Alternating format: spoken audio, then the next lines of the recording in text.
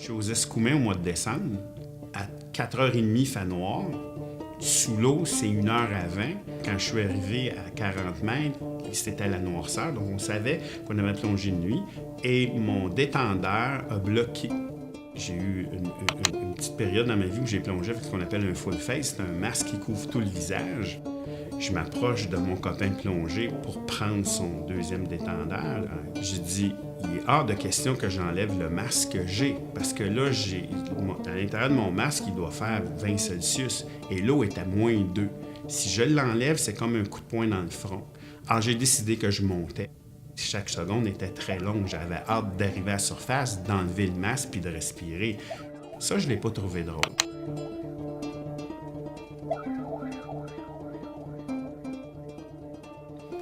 Ben, faudrait que je parle de vieilles émissions.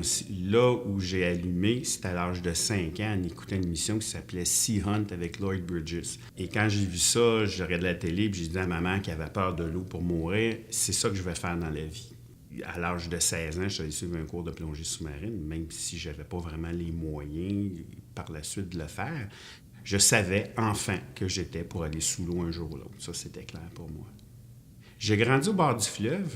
Donc, moi, les réprimandes les plus fréquentes que j'ai eues de mes parents quand j'étais enfant, c'était « t'es allé jouer au bord de l'eau, t'as pas le droit d'y aller tout seul ». Moi, c'était une fascination, l'eau, pour moi. Il fallait que j'aille au bord de l'eau. J'ai travaillé comme moniteur dans une boutique de plongée.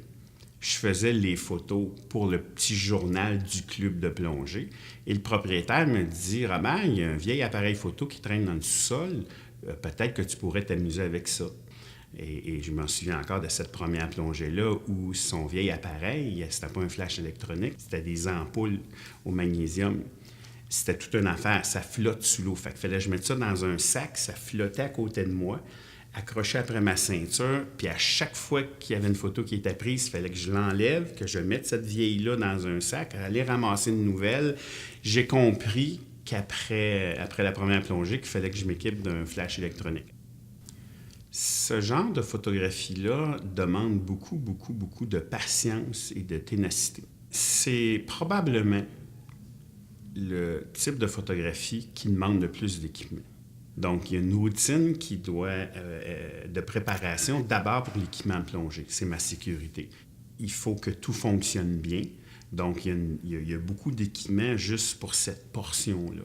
Ensuite, il y a tout l'aspect de photo sous-marine. On ne peut pas changer d'objectif sous l'eau. Si les batteries de l'appareil photo ou du flash flanchent, c'est fini, la plongée est terminée. Et si tu as passé la journée pour préparer une seule plongée de 10, 15, 20, 30 minutes, bien, tu as perdu ta journée. Il y a des fois, on va plonger avec certains mélanges gazeux. Il faut bien les vérifier parce qu'on peut mourir. Quand je prépare mon équipement photo, je m'isole. Puis je dis même aux gens, là, je vais être bête pour les prochaines 10 minutes. Parlez-moi pas, je vous répondrai pas. Parce que je dois être à mon affaire. La moindre fausse manœuvre, tu peux ruiner de l'équipement. Comme je disais tout à l'heure, on ne peut pas changer l'équipement. Donc, si je suis parti et je m'enligne pour faire des tout petits animaux, puis je suis en macro-photographie, puis qu'il arrive quelque chose d'énorme à côté de moi, là, j'ai manqué mon coup. On travaille avec 2 familles d'objectifs. Et l'idée de ça, c'est qu'il faut toujours s'approcher le plus possible du sujet. La colonne d'eau qu'il y a entre le sujet et l'appareil photo, il faut toujours la garder la plus mince possible pour garder nos couleurs, pour garder un beau contraste sur les images, etc. Donc, on va utiliser les super grands angulaires. J'utilise un fisheye sur mon appareil quand c'est des épaves, je dois avoir un grand panorama avec des plongeurs, des choses comme ça. Mais 80% de ce qui vit sous l'eau mesure moins d'1 pouce. Donc, l'autre catégorie d'objectifs, c'est des objectifs pour faire de la macrophotographie. Même si on a une eau absolument limpide et qu'il y a un gros soleil, à 10 mètres, il n'y a plus de rouge. Le rouge n'existe plus. Et plus on va descendre, et plus les couleurs vont être absorbées. Puis quand on arrive aux alentours d'une centaine de pieds, trentaine de mètres, là, tout est ou bleu ou vert. Donc, ce qu'on traîne la plupart du temps, c'est des flashs électroniques qu'on va amener avec nous. On va éclairer nos sujets. Alors, aussitôt qu'on voit une photo sous-marine avec des couleurs un petit brin saturées, il y a eu l'utilisation de flash. Si on ne s'en rend pas compte, c'est que le photographe a fait un bon travail. Très tôt le matin, puis en fin de journée, 80% des rayons lumineux sont réfléchis à la surface de l'eau, puis il fait noir sous l'eau.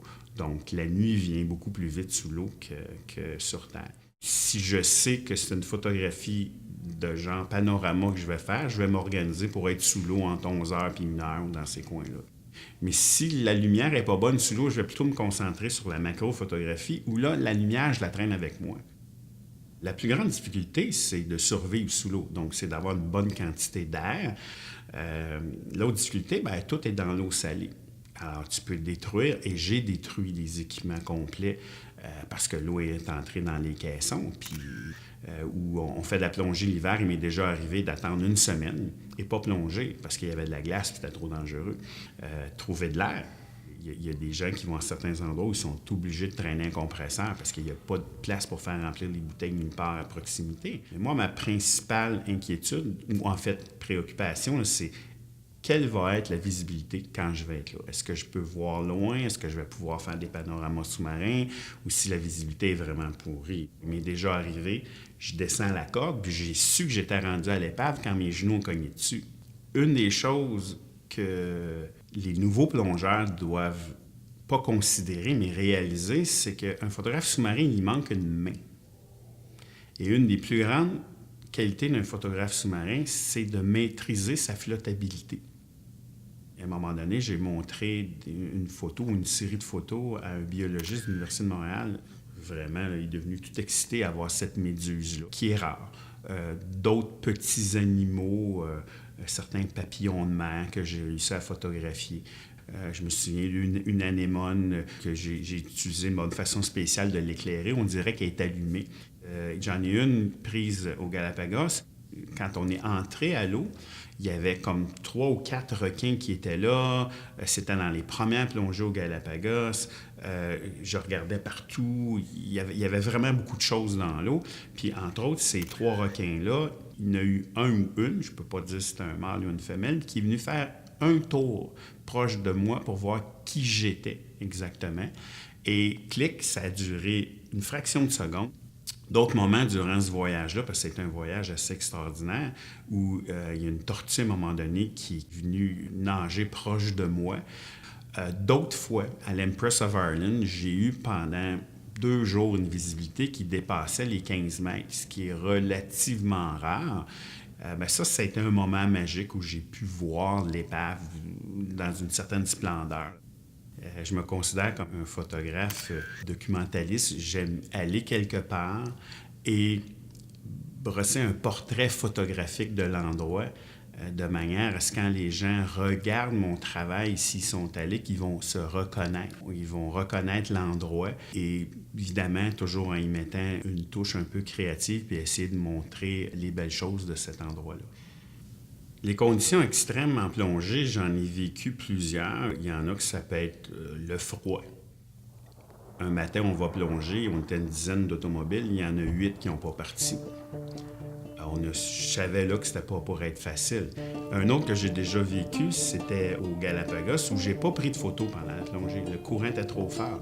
Ils nous avaient un peu avertis à l'avance. Ils avaient appelé ça la washing machine, c'est-à-dire la machine à laver. J'ai passé la plongée, en tout cas ce bout-là de la plongée, à protéger le dôme, la bulle que j'ai devant mon appareil photo pour pas l'égratigner, pour pas cogner sur les rochers. Personne n'a réussi à faire de bonnes photos. On avait de la misère à lever l'appareil photo tellement le courant était fort. Alors j'ai juste regardé les poissons passer, le récif passer, puis moi, j'ai pas fait de photo cette fois-là. Il y a quelque chose de particulier avec la photo sous-marine ou d'être sous l'eau, c'est qu'on sait qu'on n'est pas là pour longtemps. On peut pas perdre son temps. Alors, il y a des journées complètes qui peuvent passer pour 10 minutes sous l'eau. Donc, toute cette préparation-là pour aller peu de temps sous l'eau. Surtout, plus on va creux, moins on a de temps sous l'eau. Le temps est restreint, mettons 1 heure à peu près. Ça paraît très cliché, là, mais vivre le moment présent, là, ça peut pas être plus important qu'en plongée.